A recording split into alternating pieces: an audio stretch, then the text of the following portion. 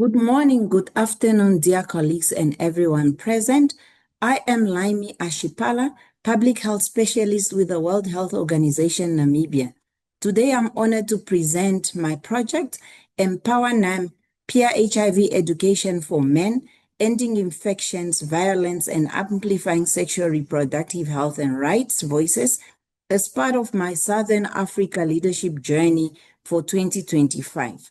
This project builds on the work initiated under the Kofi Annan Global Health Leadership Program, where my focus was on addressing disparities in HIV outcomes between men and the general population in Namibia. That work exposed critical gaps, and it's also illuminated a powerful opportunity engaging men more meaningfully as partners in HIV prevention, treatment, and community well-being.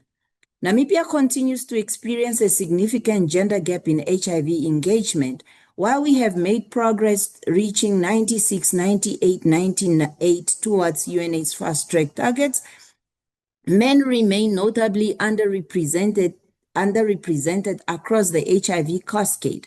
During the first quarter of 2025, of all HIV tests conducted, only 24.5% were men.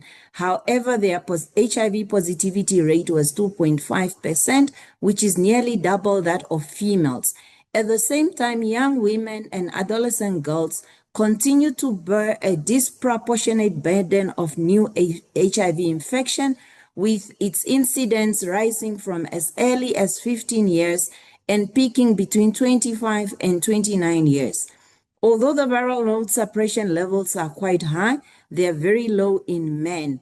And these numbers tells us a clear story that men's limited engagement is directly contributing to the new HIV infection, especially among young women and girls. So the project seeks to promote a gender-sensitive, community-based model that empower men as active change agents, not only for their health, but also for the protection and well-being of adolescent girls and young women.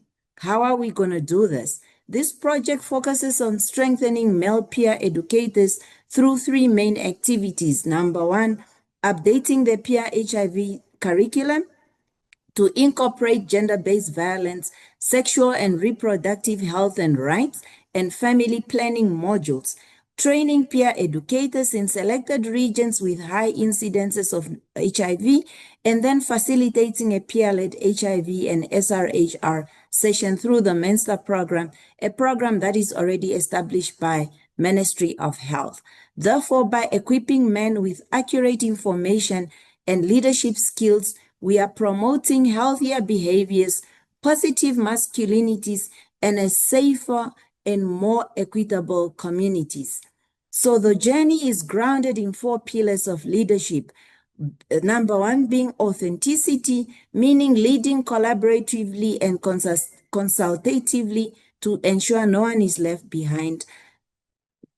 Inclusivity, empowering men to support HIV prevention and SRHR, while amplifying the voices of women in health decisions. Strategic focus by leveraging existing health education structures such as Mentor program to ensure efficiency and sustainability, especially where resources becomes limited. And then with the impact of driving policy and program integration so the curriculum becomes a nation tool for change. So we have made strong progress. The curriculum has been fully developed through a consultative and participatory process with the clinical mentors.